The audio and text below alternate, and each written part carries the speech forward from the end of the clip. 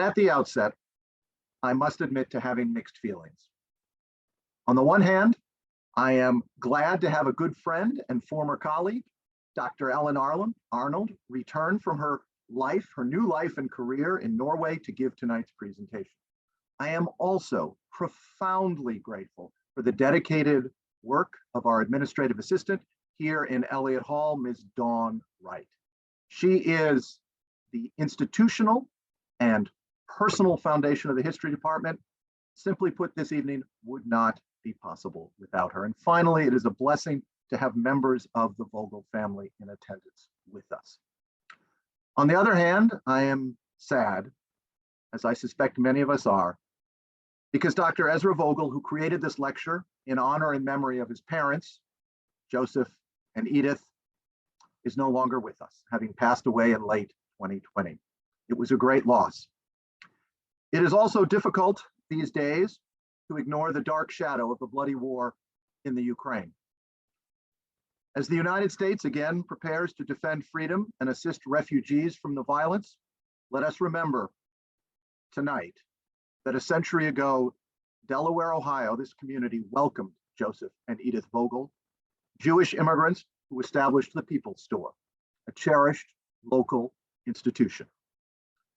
Very briefly for this evening, in a moment, I'm going to show a short video memorial to Dr. Vogel. President Jones will then share a few words about his remarkable life and legacy.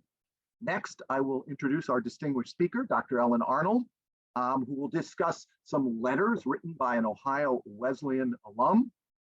And then she'll take your questions and comments. I promise we will end around 8 p.m., as close to 8 p.m. as we can. That will end the formal part of our evening, but then Dr. Arnold and I will remain in the Zoom room in case you have additional comments, or if anyone would like to share personal remembrances of Dr. Vogel. That is the time we will set aside to again honor his memory this evening. Let me start by just sharing a few words about Ezra, as he insisted that I call him from the very first time we met. He was an extraordinary scholar. After graduating from Ohio Wesleyan in 1950, serving in the US Army, earning a Ph.D. in sociology from Harvard University in 1958, he had a career that spanned more than a half century. I'm not going to detail his many awards and accomplishments here. Let me simply state that in Japan, the translation of his seminal 1979 work, Japan is Number One, Lessons for America, remains the all-time nonfiction bestseller by a Western author. More importantly, Ezra was an extraordinary person.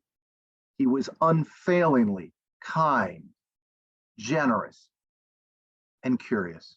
Whenever he visited Ohio Wesleyan, he would always ask me about his alma mater and the history department.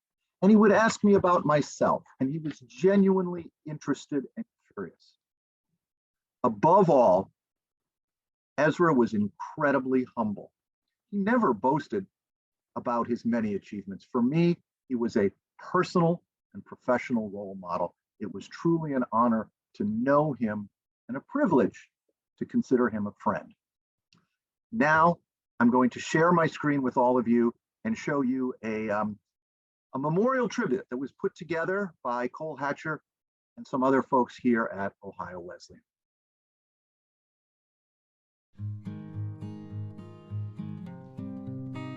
So I felt very lucky to grow up here. I felt very lucky to go to Ohio. I didn't apply to any other college. I just applied to Ohio Wesleyan.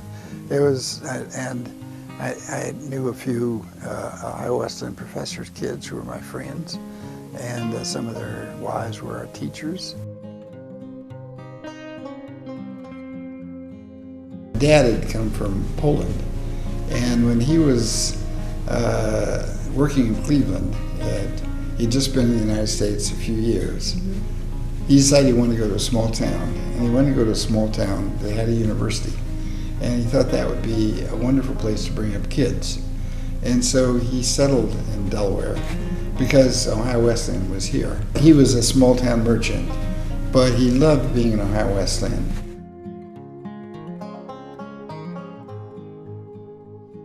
So when I was in graduate school, I decided to work on sociology and mental health. I had already decided I wanted to be a sociologist.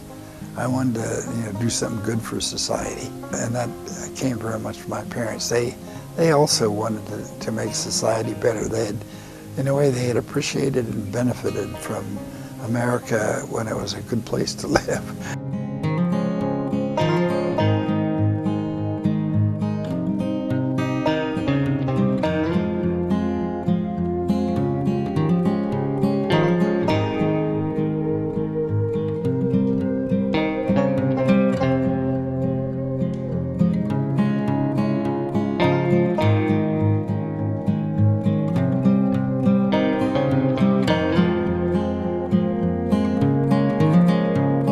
When we first thought of publishing in the mainland, I had no idea it would be that big.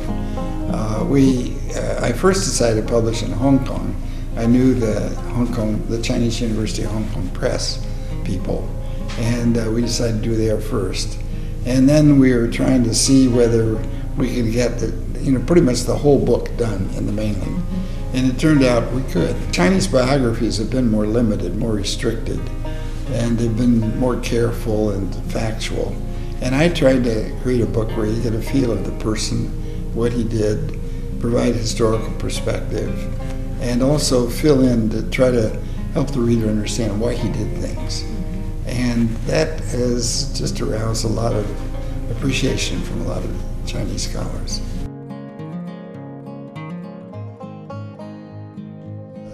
If I gave the rights of the copyright to Ohio Wesleyan, that it would enable them to build up a little endowment that they could use to train students on working in Asia.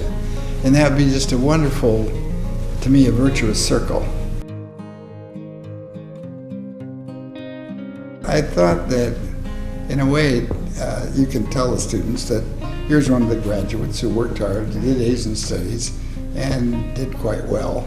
And couldn't that also be a little inspiration for the student?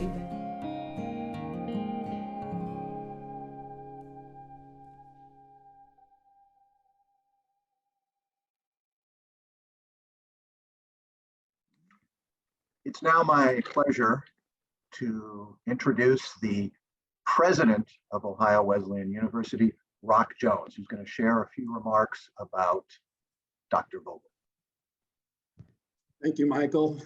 I am honored to share my reflections on Ezra Vogel, the man who endowed this lecture and a person I feel most fortunate to have known.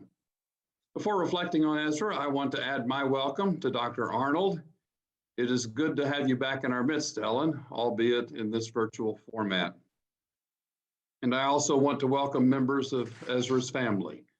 Charlotte Eichel, his widow, who often visited the campus with him, his son Stephen, his daughter Eve, his sister Faye, perhaps other members of the family who are with us this evening. I have spotted those four as I've looked through the Zoom room. We're honored that you have joined us for this special evening. A member of the class of 1950 and one of Ohio Wesleyan University's most esteemed and beloved alumni, Ezra Vogel grew up just a short walk from our campus and within sight of the president's home in which I live and am sitting now. While his career and lifelong scholarship carried him around the world, he continued to return to his community and to this campus. His hometown and his alma mater were overwhelmingly proud of the vast accomplishments of this Harvard professor, eminent scholar, and trusted advisor to world leaders. Yet we were even more delighted to welcome him back to our campus as a kind, humble, generous, and engaging friend. While he was building bridges between the Far East and this country, Ezra continued for nearly 70 years to reach out and create a vast web of connections with generations of OWU faculty, alumni, administrators, and students. He advised alumni in leadership positions at global organizations such as IBM. He helped OWU leaders expand their reach in Asia. And he personally inspired students to see a wider world and a greater potential in their future. And he backed up his words with his generosity. establishing a permanent endowment to support OWU students engaged in international study, including research and travel involving East Asia. Ezra was a consummate teacher who could weave fascinating stories in print and from the podium. He always said that his goal in writing was to challenge his most educated readers with profound ideas while simultaneously telling a story, using what he called plain English that a child could understand and learn from. He demonstrated this talent in his books and in the many lectures he delivered to OWU students over the years. I especially remember the final time he spoke at Ohio Wesleyan in September 2019. Speaking on the topic From Delaware to Deng Xiaoping, Ezra mesmerized the audience with his stories of growing up in Delaware in the 1930s, working at his father's downtown store while young men headed to war in Europe, and studying at Ohio Wesleyan in the post-war years. He spoke of his high regard for a generation that appreciated the sacrifices people made during the Great Depression in World War II. He said this generation understood that we had to get along with other nations around the world to avoid war again. This outlook continued to serve as the lodestar for Ezra's brilliant career and his rich and fulfilling life. Ezra's love for Delaware and for Ohio Wesleyan led him years ago to endow this annual lecture focusing on some aspect of local history. Ezra wanted to cement the connection between town and gown, and to use this lecture to bring the town to the campus and to engage the campus with the town. He established the lecture in memory of his parents. Longtime residents of Delaware revere the Vogel family name, remembering how Ezra's parents generously extended credit during the Great Depression, allowing families to acquire the dry goods needed when resources were scarce and times were hard. This generous spirit, so evident in Ezra's own life, is well known in our community as the character of the Vogel family. Each year, Ezra returned to Delaware for the Vogel Lecture, and each year, the members of the local community, including his former classmates, would join Ezra for dinner and spirited storytelling prior to the Vogel Lecture. Among my favorite personal memories of Ezra are seeing him engaged with lifelong friends, mixing stories from childhood with reflections on a lifetime of curiosity, scholarship, and care. Whether on the global stage as a preeminent scholar, or back home as a lifelong friend with people from all walks of life, Ezra reflected the best of the human spirit and the ultimate example of a life well lived. Ezra's impact on global understanding will endure for generations. His impact on our community endures through the legacy of this lecture. Tonight, we honor his legacy, and we give thanks for his life and for his impact on each of us. Thank you. Thank you, President Jones, for those remarks. Ezra's life and legacy were truly a blessing. And now it is my pleasure to introduce our speaker this evening, Dr. Ellen Arnold. She is a medieval and environmental historian trained at the University of Minnesota. She taught history here at OWU from 2010 to 2021, where she twice directed the Sagan National Colloquium and participated in quite a few travel learning courses. She was a wonderful colleague, generous to all, to the university, to her colleagues, to students, to the community. She's now an associate professor of Premodern Environmental History at the University of Stavanger, where she is lucky enough to live on a fjord. I don't know whether there are penguins near the fjord. She didn't mention that fact, but she does in fact live on a fjord. She's the author of Negotiating the Landscape, Environment and Monastic Identity in the Medieval Ardennes.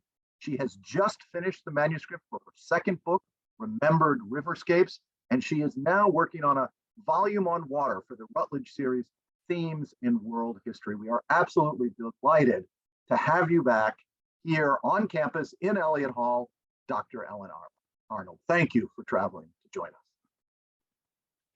Thank you so much. That was such a generous introduction, and it has been an extreme pleasure for me to be back home on campus to give this talk. It's really rewarding to see not only so many of my colleagues here tonight, but also so many of the people that I recognize from the years of Vogel lectures that I was lucky enough to be able to participate in.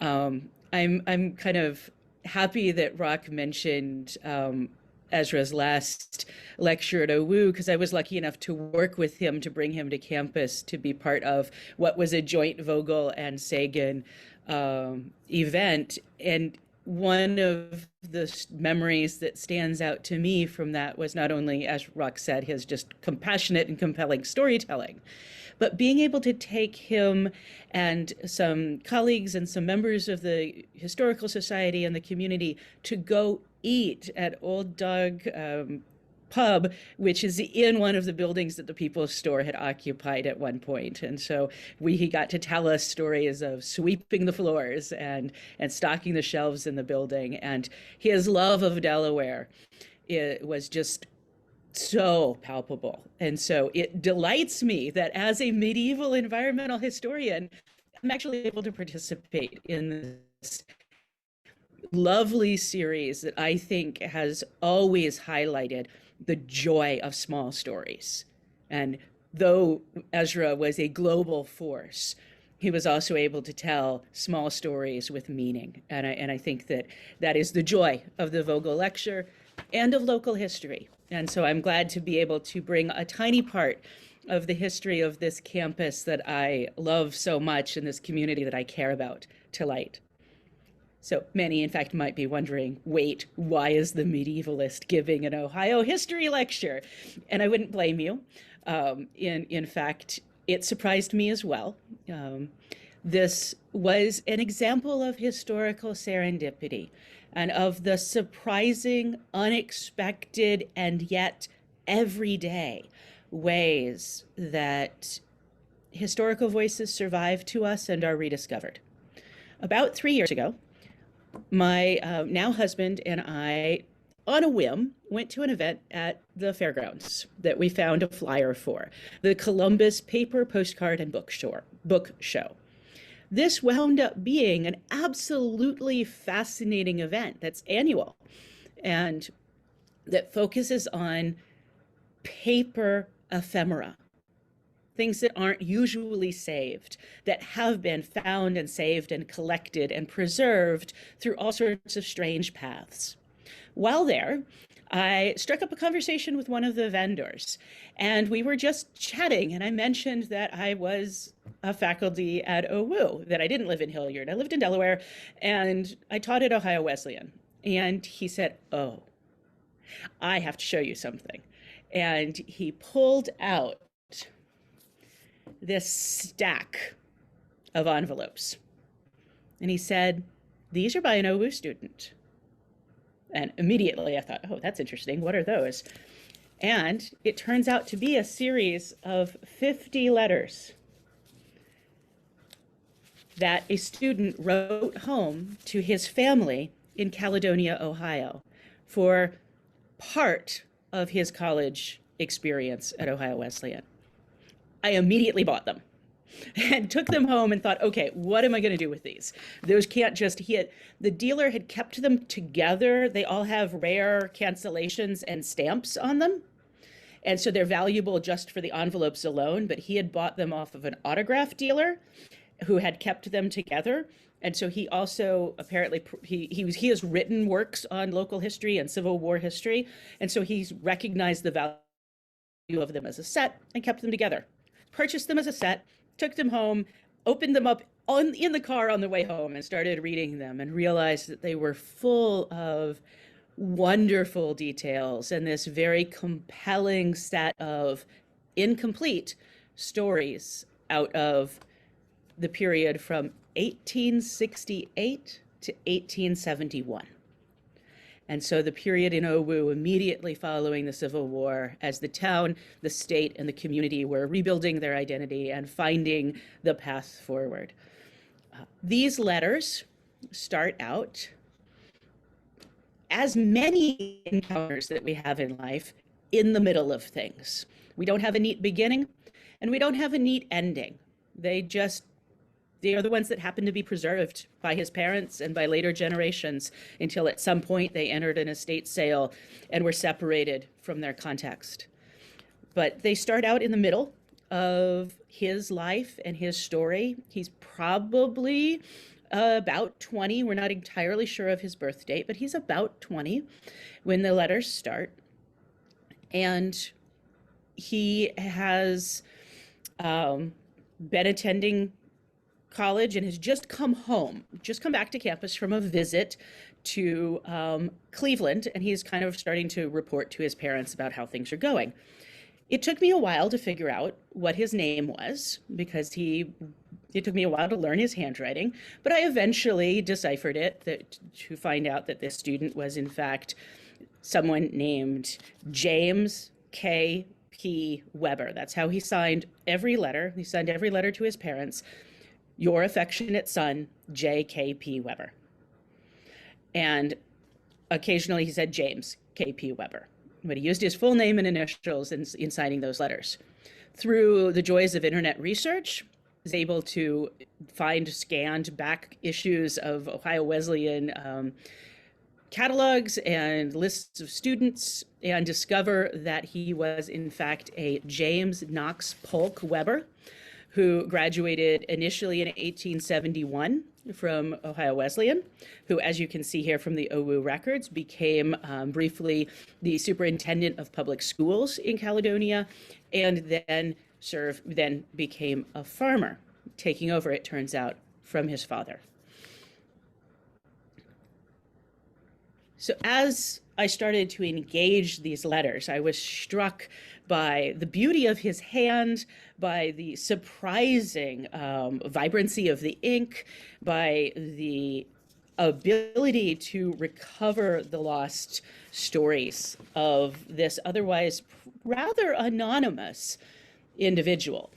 As I was planning on how to talk with you guys all about these letters, I was struggling a bit because, in fact, over the last 2 years, I've spent much of COVID with James Knox in my head as I worked to slowly transcribe his letters. And I went through all of them one at a time, read them, dictated them into transcription software, went back and copy edited them, read them again as I got used to his handwriting, went back to find old holes.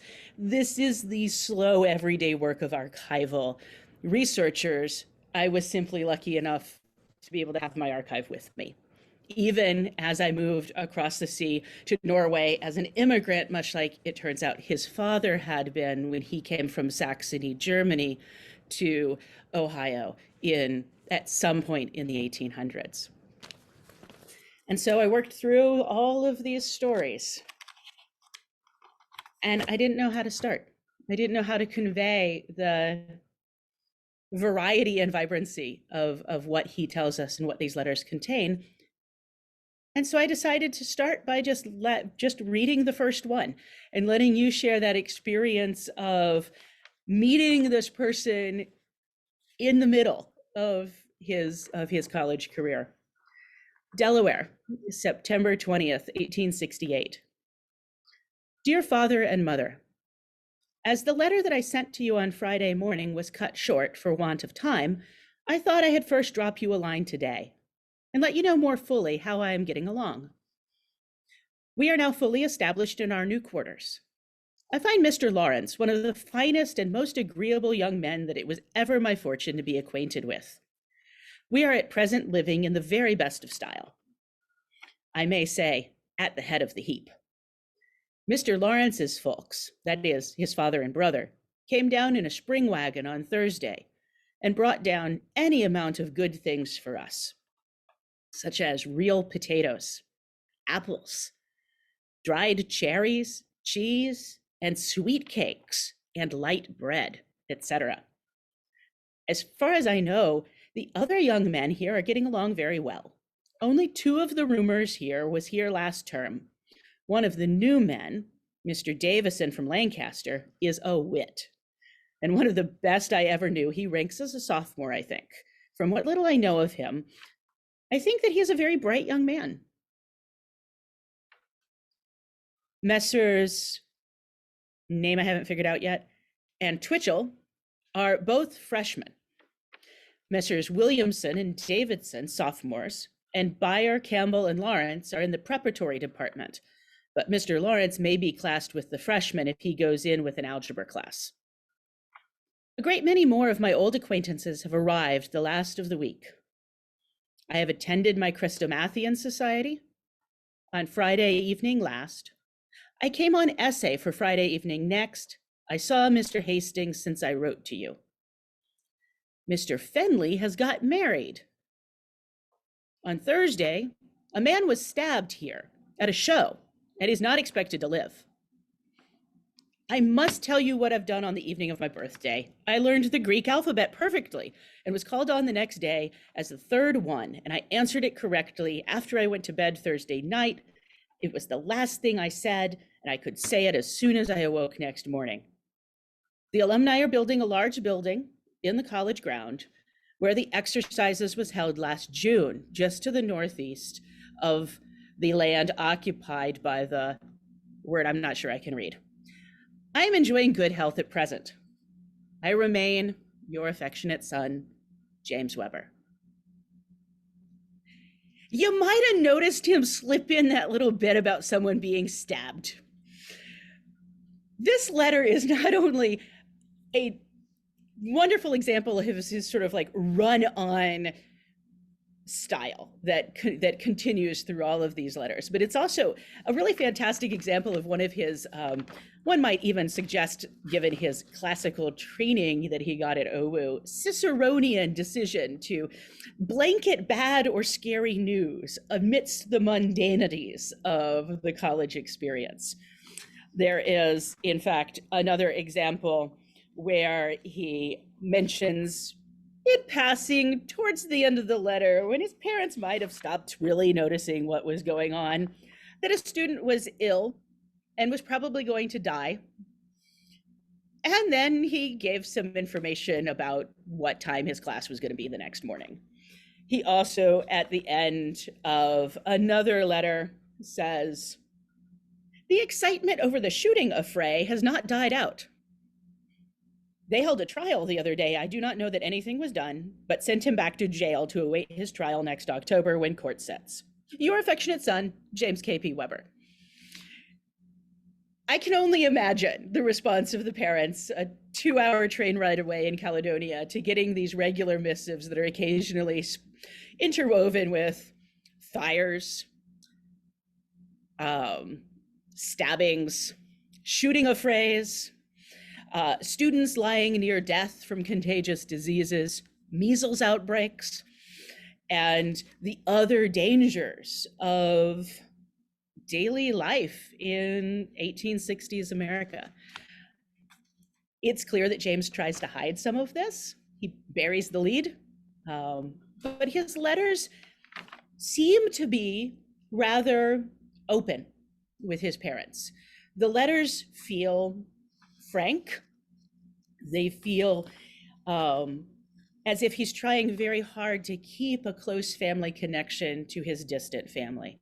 He writes frequently. He worries when he hasn't heard from them. He explains his silences. Many, if not most, of the letters begin with an explanation of when he last wrote, why there's been a delay, why he's writing again so soon, and whether or not he has received information and letters from them in the meantime.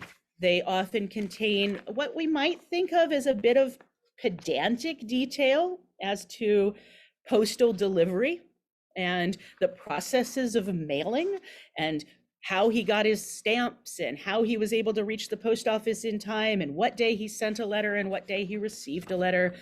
And at times you really kind of wonder, well, wait, why so much detail? And why is he writing about envelopes again? In June of 1869, he wrote a very short letter to his family, where this starts to become clear when the realization that the communication between separated families in the 1800s was a very different kind of separation than those experienced by students moving into the dormitories today, with phones and video chatting and the ability to drive quickly and fly quickly between campus and home. And in the case of emergencies, to be able to respond and to be able to communicate with loved ones. Because in June of 1869, James writes, "Dear father and mother, I hardly know what to think this week, since it is so far gone, and I have received no letter from you. I am much afraid something has befallen you that prevents you from writing. It certainly cannot be the mail route, for I received a letter today from Mr. Wellborn, put in at the office in Caledonia. I expected, when none came on Tuesday, that by some means you was delayed and did not reach the office in time for the mail, but today I looked for one from you without fail, but was again disappointed. I now think something must be wrong at home that prevents you from writing." You can feel the increased anxiety of people when they don't pick up their phones. Why aren't you answering? Why haven't you answered my texts? It's been 20 minutes. Why haven't you talked to me? Except it's been a week and he hasn't heard anything, and he normally hears regularly from his parents. "I am enjoying," he continues, "quite good health at the time, but on Monday I was feeling quite badly. But I have on Monday Eve taken some pills, and I've been feeling quite well all the rest of the week. I would write more this time, but am deferred from doing so for want of more time. I commenced last evening, but some gentlemen came to see us, and after they left, I had to go immediately to study. I will not close this," seal up the envelope, "I will not close this today, and see when I go to the office whether any letter has come in today's mail. I remain your affectionate son, James K.P. Weber."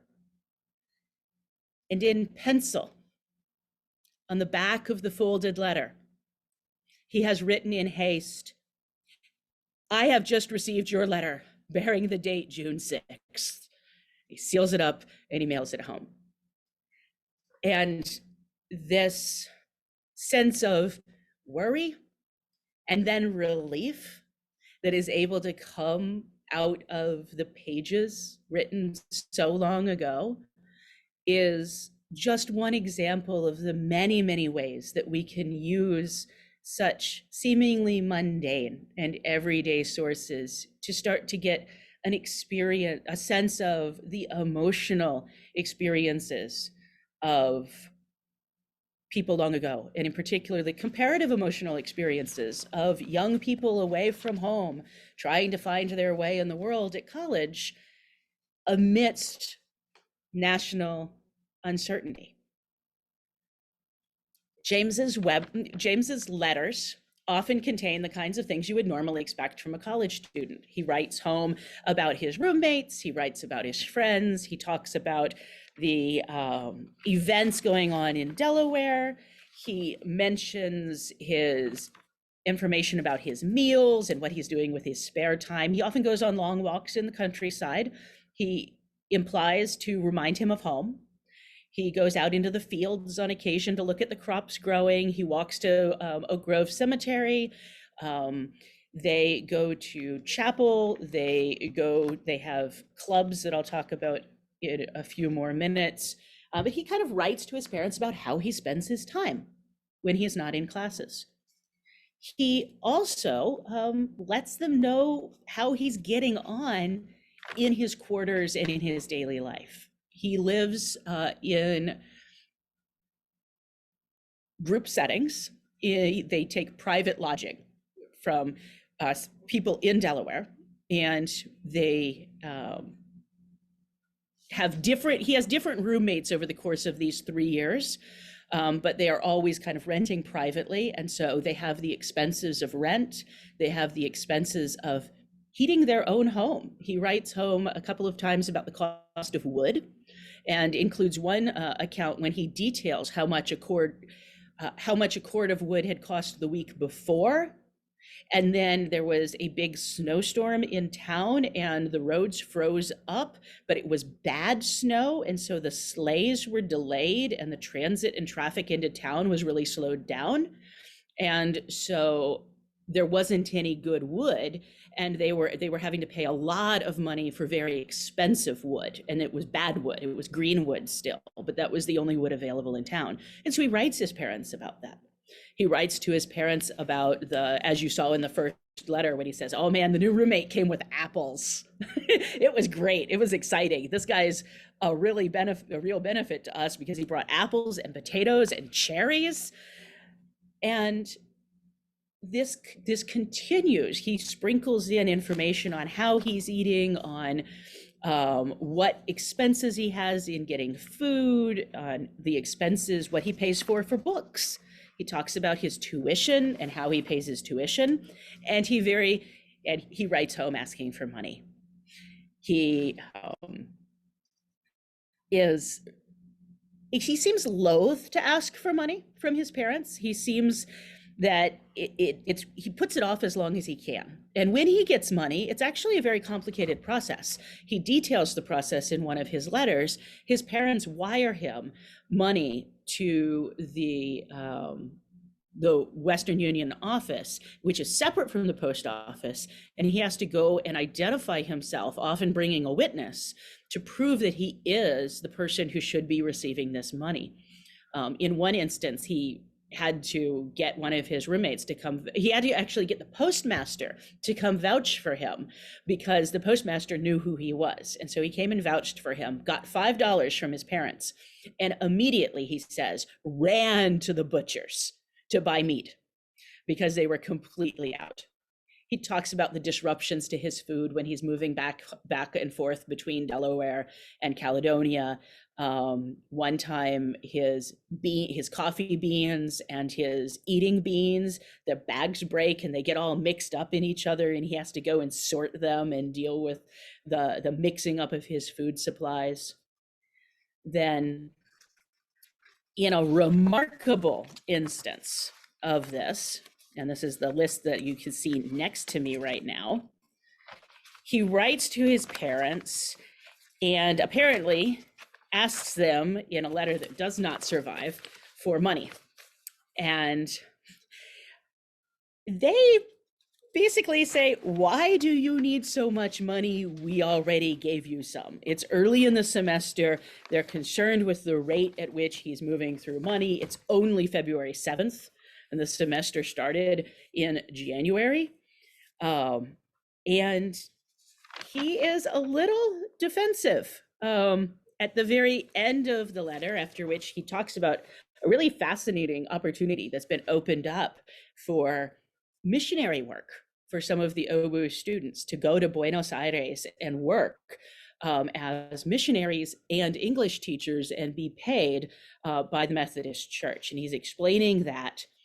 Then he continues in this letter and he says at the end, "In answer to your question as to how my money went much sooner this term, I have given you the items on this bit of paper right here, taken from my book, which I have been making balance to a cent. I have received $31.93, and I have some left, which I think will make it all even. Some few items was bought in the partnership account since coming down, but only a few cents worth. My health good. I remain your affectionate son, James K.P. Weber." And then he puts a PS. He puts a nota bene. "I most forgot to mention that on last Thursday, I felt quite unwell, but I have fully recovered and enjoy excellent health since." And then folded up into this letter is this tiny slip of paper with an accounting of his expenses for the first start of the semester. And I have typed it out for you here so that you can see it. His biggest expense is the $4 and sorry, I misspoke. His biggest expense is the $8 that he pays to his landlady, presumably for the semester's rent of $8. And then he spends $4.60 on 3 books and $4.50 on his tuition. I'll wait for the students in the audience to recover from their faint. Interestingly, he also spends $1.65 on rail fare to Delaware. In the first letter I read, you heard that his roommate had come in on spring coach. He seems to, James seems to have had the option of traveling along with friends on coaches and carriages, or also taking the railroad from Caledonia to Delaware on a regular basis, which would be lovely if that were still an option. There's a healthy passenger rail system. But as you can see here, rather than just an expense for meals at the campus cafeteria, what we're seeing is a young man who's pooling his resources with other young men to support the food that is being provided by the landlady. That they seem to provide her, because there's several instances in which she is engaged in the unpacking of goods. She breaks a pot once when they're unpacking. His mother sends her directly some supplies. They seem to be buying the raw material food to give to the landlady that she can prepare their food. But we see him buying crackers and sugar and beans, along with wood and a lamp and stamps and paper, the supplies that are needed for his college experience. He also buys lamp oil. He buys one Western Reserve telegram for 65 cents. He buys stamps and paper, and he pays 50 cents for his society fee. He also pays the dairyman. So we're seeing the daily expenses and the daily routines of these young men. He pays for Sabbath school. The society fee is another interesting element of what appears in these letters, because he was, in fact, a member of one of the OWU literary societies, which are the predecessors of Greek life at OWU and at many other colleges in the Americas. He was part of the Christomathian Society, which he mentioned in that first letter.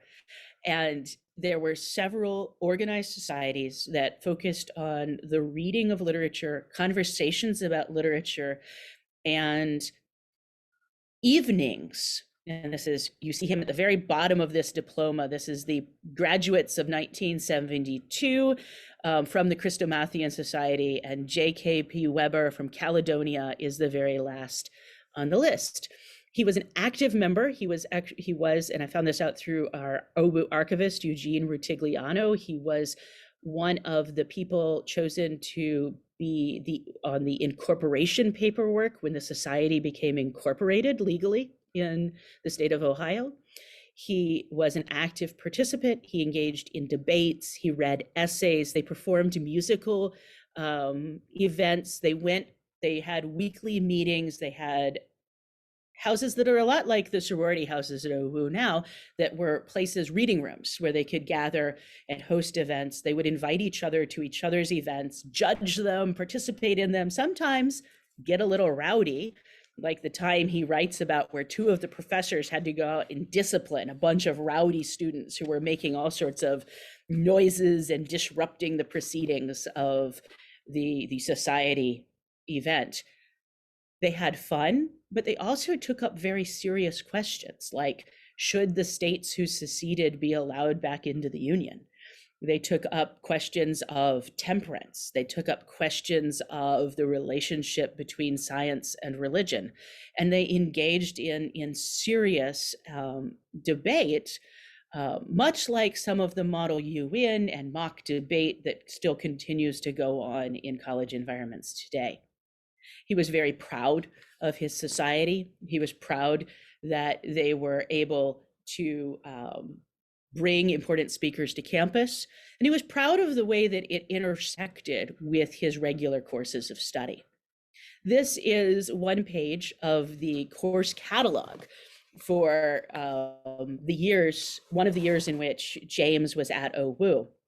And I went through the letters and I took down all of the classes that he mentions to his parents. And you can get a sense of not only OWU's curriculum, but the kinds of conversations that would have happened both in the classroom and outside of the classroom in these societies, and the kinds of things that were believed to be important for young men of substance and education to know when going out into the world. During the 3 years that I have these letters, James took antiquities, including Greek and Latin, every year of his college. He took a class called moral philosophy. He took German. He took history, geometry, analytical geometry, rhetoric, physiology, algebra, sacred history, trigonometry, an elective class on the Constitution, surveying, political economy, mechanics, mental philosophy, and towards the end of his years, in association with the missionary opportunity that I mentioned a few minutes ago, the faculty realized that if they were going to work with the church to offer students this kind of pathway to a missionary and educational career in Buenos Aires, maybe they should offer Spanish. And so it seems that one of the faculty members gave himself a crash course on Spanish and then started offering Spanish classes. This is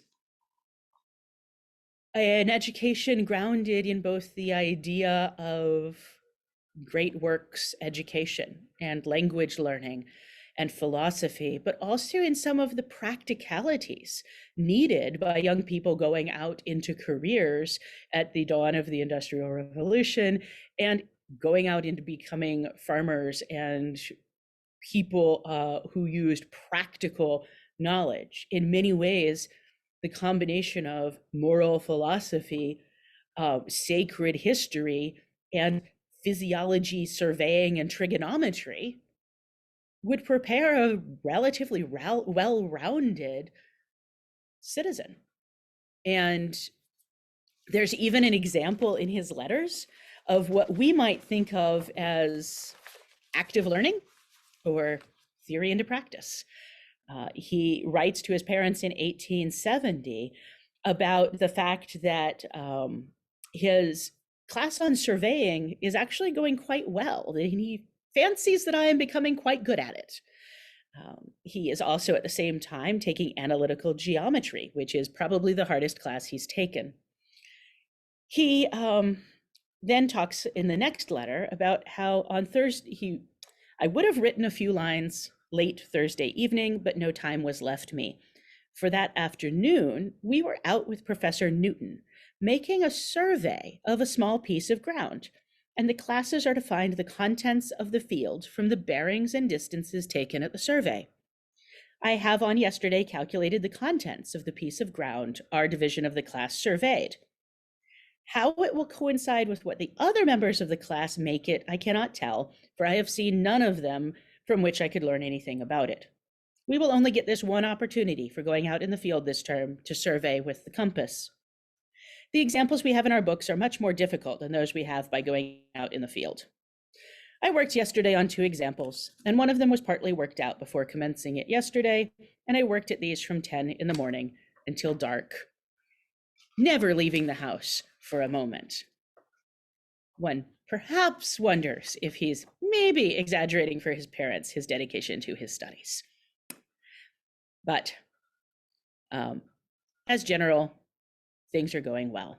He took a short walk out of town to see the crops as a relaxation from his surveying work. James seems to really enjoy his studies.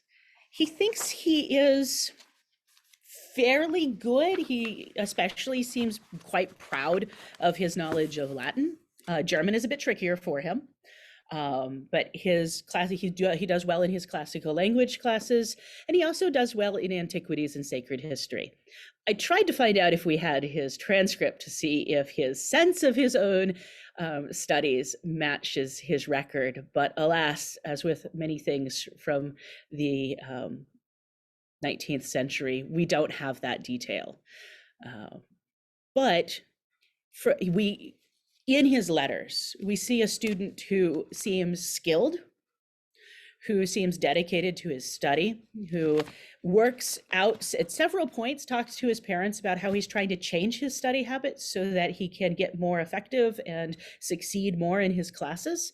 You see him working out ways to adjust to classes getting more difficult and to his sense of his standing with his own peers. And that's interesting because we also see in these letters a way in which the peers all kind of know each other's grades.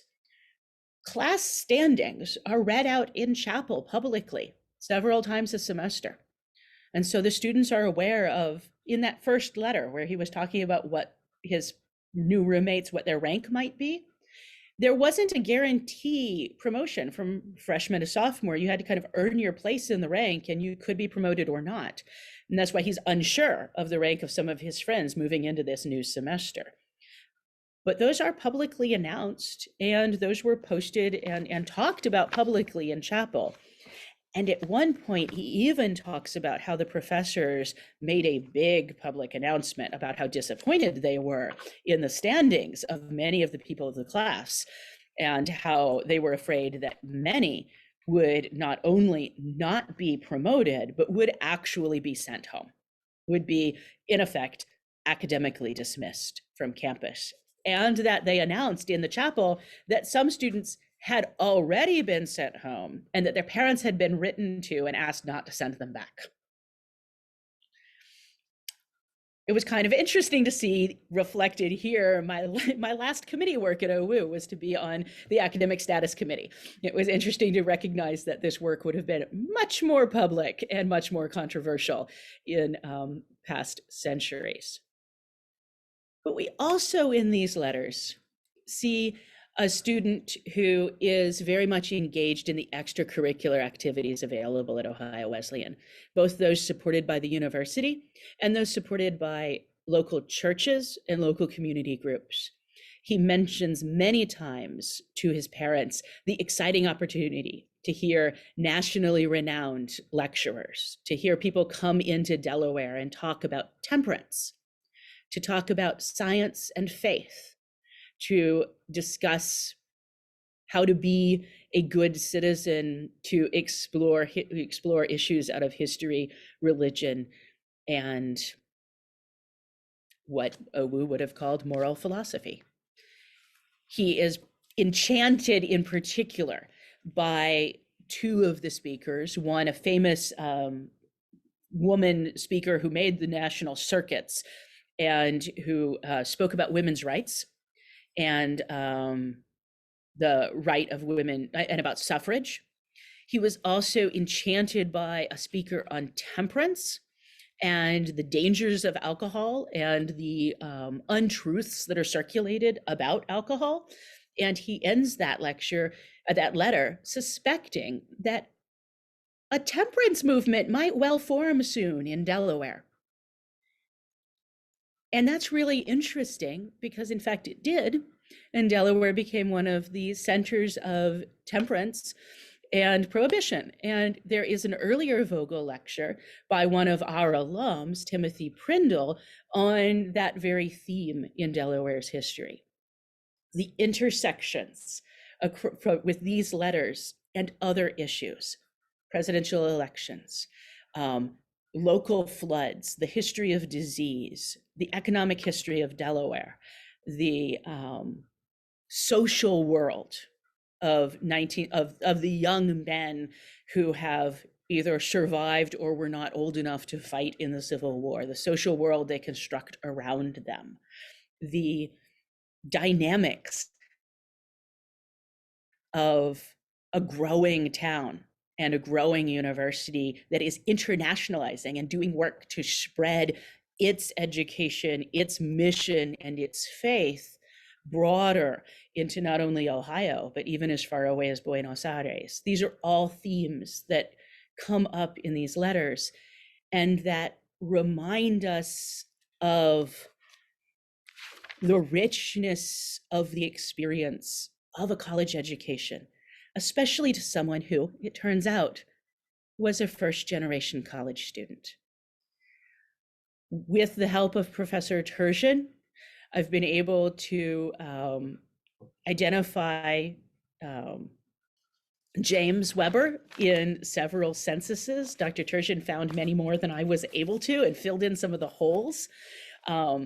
He appears to have been, he's the second child of a German immigrant who is identified in the first census he appears in as a laborer. He's 31 and he has a son and a daughter. Throughout all of the letters, James expressed great concern for the health of Sis. He never named her. He always called her Sis. And many, many of the letters talk about her health, are concerned that she has had fits or spells or bad health events. She's listed in the survey as his older sister, Lydia, and she appears again in later censuses where it becomes apparent that she was an invalid or in other ways disabled, that she not only lived with her parents until they died, but then as an adult was living in James's household. James did return to Caledonia. He was, as the alumni records show, briefly a superintendent in education, but then took over his father's farm. His father, later censuses report, was from an immigrant from Saxony. His mother could not read or write. And James goes off to Ohio Wesleyan and gets a classical education and training in mathematics and political economy and in surveying and basic science, and returns home and takes over his father's farm and ultimately marries and himself has 2 children and dies at a relatively young age, and has a complete and rich life. That we get this one moment, this one 2.5 year long window into seeing the things that he cared about as a young man and seeing the ways that he interacted with peers, the ways that he interacted with new ideas, and the ways that he began to build for himself the foundation of where his life would head. And I was upset for a while that I didn't know the beginning and the end. And I was talking about this with Professor Beiser from the Politics and Government Department. And she said, you know what, Ellen? That's usually how we meet our college students. We get them in the middle of their story. And we don't really know always where they came from and what their background is. And we don't always know exactly what they wind up doing. But we get to watch them and help them and be alongside them in the path while they're figuring out where they want to be and where they want to head. And the story of all universities is rich in the stories of these people. It's a remarkable opportunity that we get to see so much detail in these letters. But just because the survival of these letters is remarkable doesn't mean the experience of James was. He is a normal person living in an extraordinary moment, and history is full of those stories. And if you keep your eyes open, and if you work with your archivists and work with local historical societies and take the mundane lives of everyday people seriously, it opens up a really rich window into local history. Thank you for letting me share a little bit of his story. Thank you, Ellen, for sharing James Weber's story with us this evening. I know that if Ezra was with us this evening, he would have found it absolutely fascinating. And I think he is, in a sense, with us in spirit, because as you noted, James Weber was the son of German immigrants. And Ezra Vogel was also an immigrant son who came to Ohio Wesleyan and found his place in the world. I'd like to make an announcement to everyone who is with us in the Zoom room right now. I realize that Zoom fatigue is real.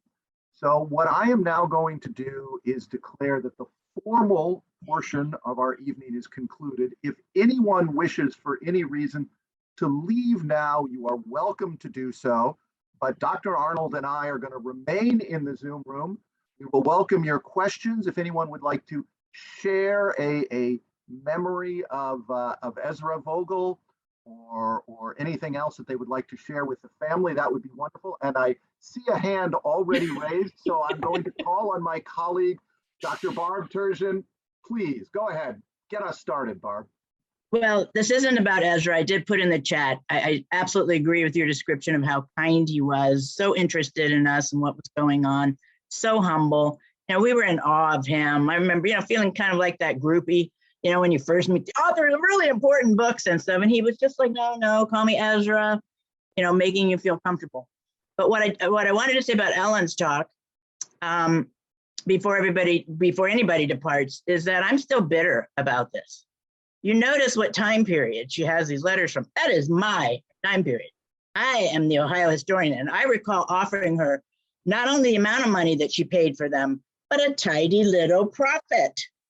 But no, she'd already fallen in love with her archival trove, and so there was nothing I could do about that. But I do look forward to working with her. We're going to try and fill in some more of these gaps. But Ellen, it was fantastic. It was fantastic. You approached it. It was fantastic. Including a mysterious court case in Cleveland that starts in these letters that may or may not be a rancorous divorce.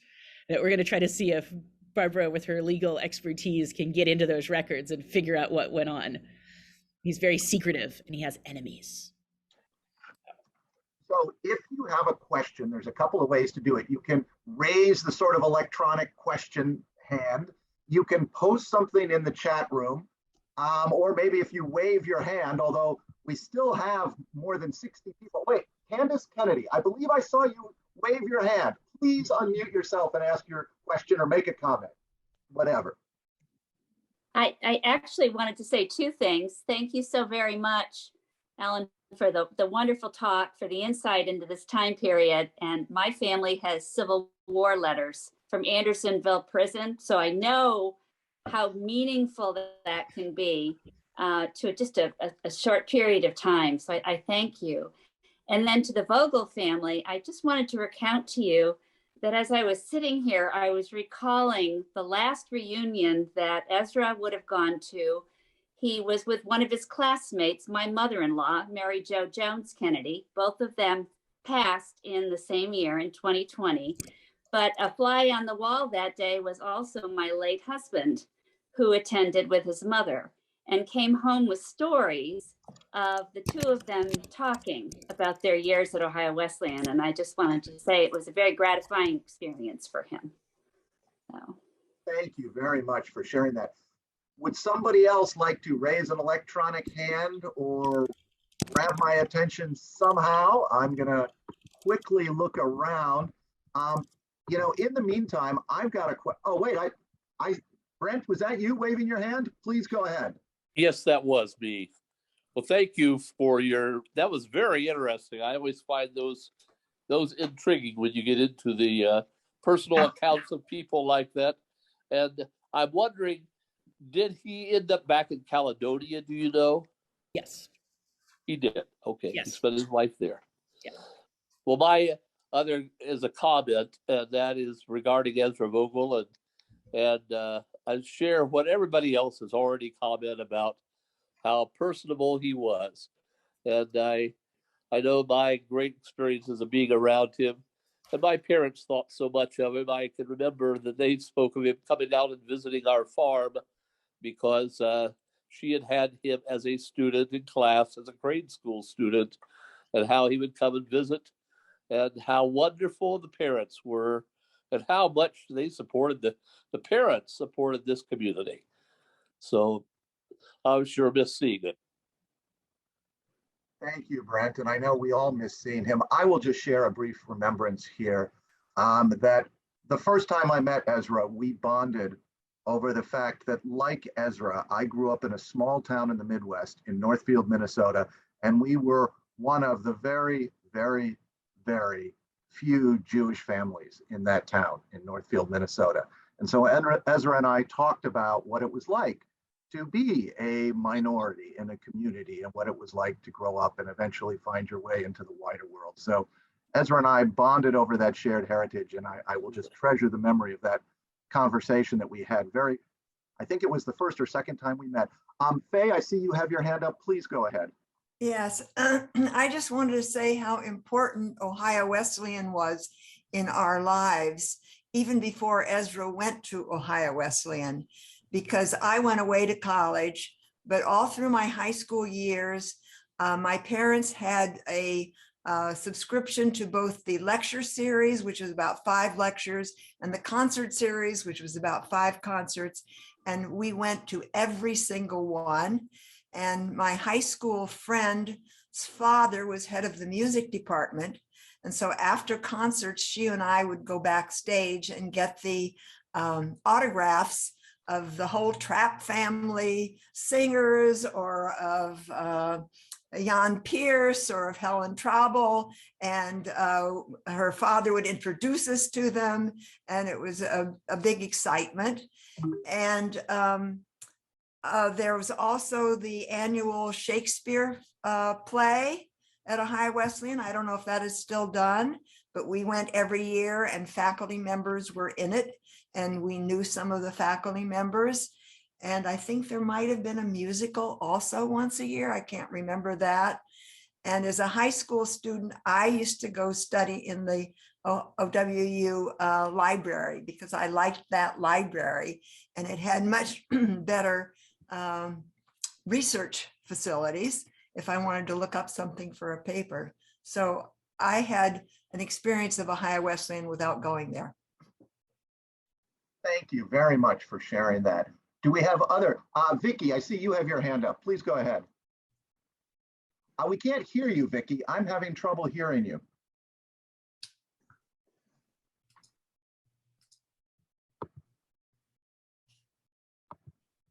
She's not unmuted. Yeah, I'm trying to, I've asked her to unmute. She is unmuted now. I'm sorry, Vicki, we can't hear you right now. I'm not sure why. Can you unmute yourself or try again? I'm not sure. We just can't hear you. Now you're, okay. I'm sorry, Vicki, your audio is not coming through. Maybe you can post it in the chat room. I'm sorry. Are there other comments or remembrances that people would like to share? I'm going to quickly, I'm looking around. We still have more than 50 people. Is there anyone else who would like to? Oh, we have a question. We do have a question now in the chat room. Ellen, can you speak more to what OWU was like when JKP Weber went to OWU? The number of students, what buildings were there that still existed? Can you address that? Not yet. These letters are a springboard for so much engagement with the history of OWU, but I haven't looked in depth at the things that aren't in his letters yet in terms of grounds. He does comment a couple of times on student size. In one point in 1870, he mentions that they think about 700 students will show up. However, the graduating classes are really small. And so there are a lot of students who are in preparatory work. There are a lot of students who are coming and going. Some are going off to teach. He mentioned several times some going off to teach for a while. And so it seems that the number is a bit in flux.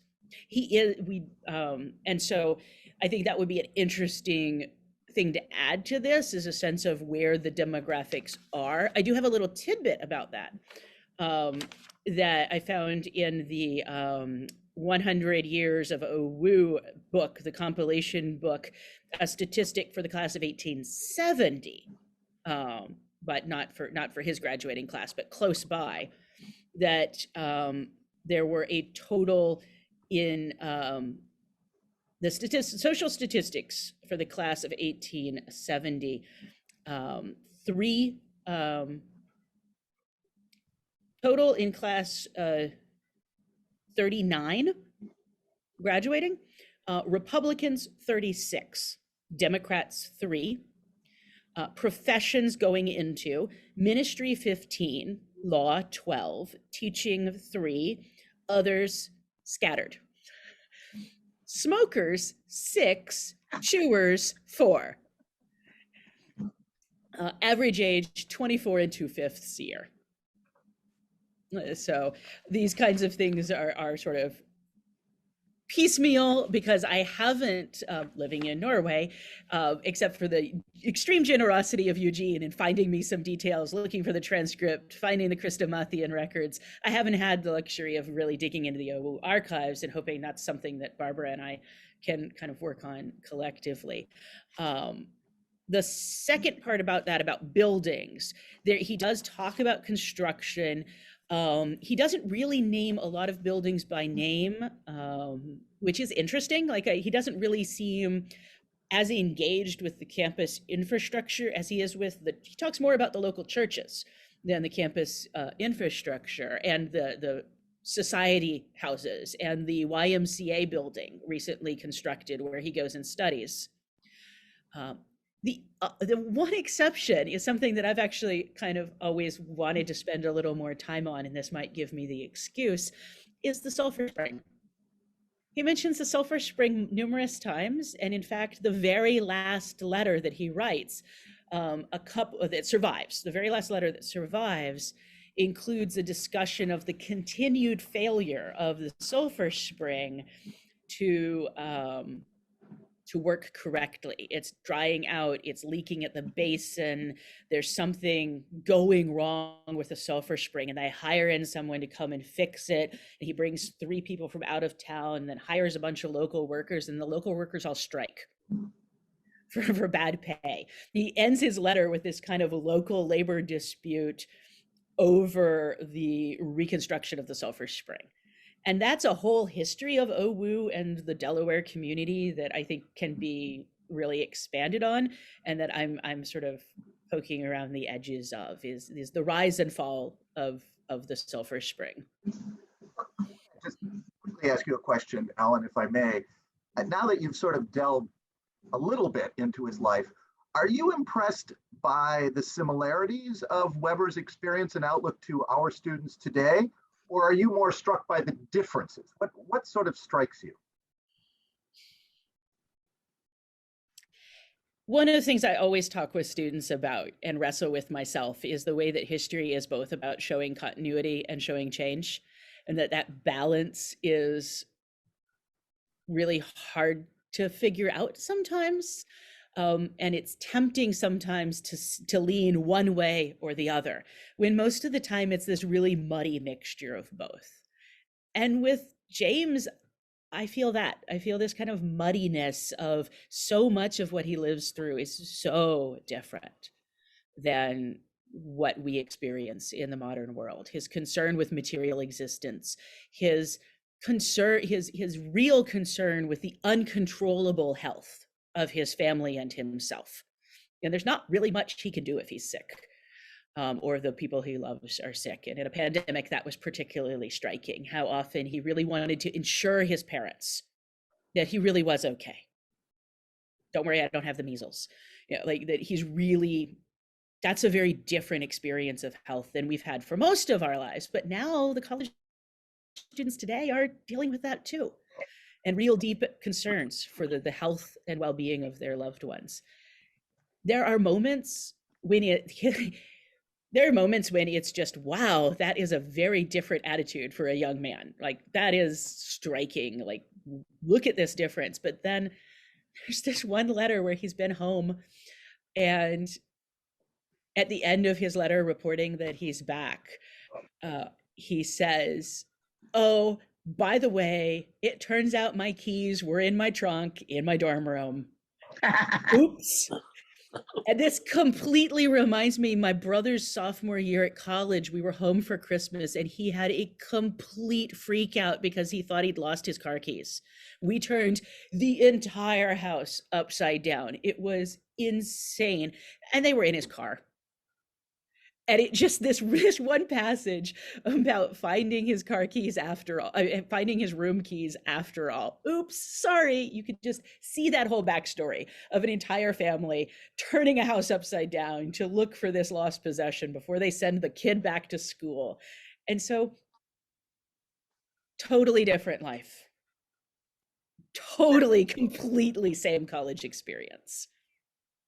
So it's a mix. You know, thank you so much, Ellen. Oh, Charlotte, please, I see your hand up. Go ahead. Oh, you're muted. Yeah. Unmute. Right. Well, I'm struck by the fact that perhaps because he's writing to his parents, he never says a word about girls. He mentions the girls' school ones. Yeah, he mentions the girls' college ones. Maybe twice, because a reference to a fire that burns down the roof of a building might be to the fire at Monette Hall. But once he mentions the girls' school, yeah. Oh, it might be because it's writing to his parents. It might also be because the trouble he gets in at the very start of the letters may in fact be a rancorous divorce. It's totally unclear. I'm really hoping Barb can help me track these down. An announcement of whatever this big, awful thing that has earned him enemies, and he's had to go to Cleveland to resolve, and taken several trips to Mansfield, and gotten the president of the university to excuse his absence from classes. Might be a divorce. And it had to get posted in the Morrow County Sentinel. It had to get publicly announced in the newspaper. But the years of the holdings of the Ohio Historical Society start the year after. So we're going to try to track that down, but he might not be mentioning girls on purpose. Thank you so much. Now, I do think we're coming to somewhat of a natural end here. And before we do, I want to again thank Ms. Dawn Wright, our incredibly able administrative assistant, for making this evening possible. I'd like to thank all of you for joining us. I would like to let you know that I have recorded this evening's talk presentation, your comments. We do also have the comments in your chat feed. I do see a hand that has just been raised, so I will pause. Sydney, go ahead. Hey, Sydney. Hi, I for some reason can't access my camera right now, but Okay. I just wanted to say hi. And I love you and I miss you so much. And you're an awesome professor. Thank And you. this made me think of our lovely, lovely times in history of the book. And I miss that class a lot. Thank you. I miss you too. I'm so happy for your successes. Thank you. I forgot to also say that students, these are going tomorrow to go be donated to the OWU archives. They will be here. I'm donating the transcripts that I've done as well of the letters, and they are here for you to explore and learn how to read old handwriting with and play around with. So, Eve, I see you have your hand up. Please go ahead. Yeah, I just wanted to say a couple things. One is that, as you might probably are not surprised, all three of us, those of us who were raised with Ezra Vogel as our father, were surrounded by stories of the wonders of Delaware. We heard about it regularly. It was clearly like the example of goodness, that he sought to replicate around the world. I really think that in many ways that Delaware represented for him. And we always reflected that the kind of friendliness that he learned in working at the store clearly was what he put into practice every time he ever met anyone, we would, I would sometimes make fun of him that when I got up in the morning and I was staying at his house or he was staying at my house, he would jump up and greet me as though I were coming into the store. I would say, no, really, you can wait till after I have my coffee. But very much the Delaware childhood stayed with him and was really such a big part of what he cared about and emulated and shared with the world. And I think what much of the world really continued to love about him was that sort of friendliness and openness. So that's one thing I wanted to say. And then the other thing I wanted to say is it's very striking to me that the story of this 1870 student is about as much before the time that my dad was at Ohio Wesleyan as the time that Dad was at Ohio Wesleyan is till now. And, you know, the stories of Delaware when he was a child, I've often reflected, really tell of an America from a very different time when everyone walked to school together. And his parents left, Aunt Faye told me that his parents would sometimes just leave them alone, you know, when they were small children in the house. And then the neighbor would come and help take care of them. And so there's so much of a different childhood as well as college experience. And then you take it back even further to a time before, you know, Dad at least grew up when there was radio and there were cars and you could drive into Columbus to go to synagogue. And you know, and then now you compare that to, anyway, it's a super interesting reflection to take these jumps in 70, 80 years forward and see the continuity as well as the difference. So thanks so much. And I also want to just say that the last time I was in Delaware was for the Vogel Lecture. When was that? About 6 years ago? Yeah, and I just so appreciated all of you at the time. And it's just wonderful to see this continue. So thanks so much. Well, thank you. And we're certainly sort of grateful to Ezra, to your father, for making this all possible. I am recording this evening, and I am happy to share the recording with anybody who would like to have it. You can find my email on the Ohio Wesleyan History Department website, and you can contact me directly. I'll be happy to share it. But again, on behalf of the Ohio Wesleyan History Department and my colleagues, thank you for joining us. I do want to point out, I am actually in Elliott Hall right now, in historic Elliott Hall in my office. Dr. Arnold is in Elliott Hall on the campus of Ohio Wesleyan here in Delaware. So to all of you, wherever you are, we send you our best. Be well, stay in good health.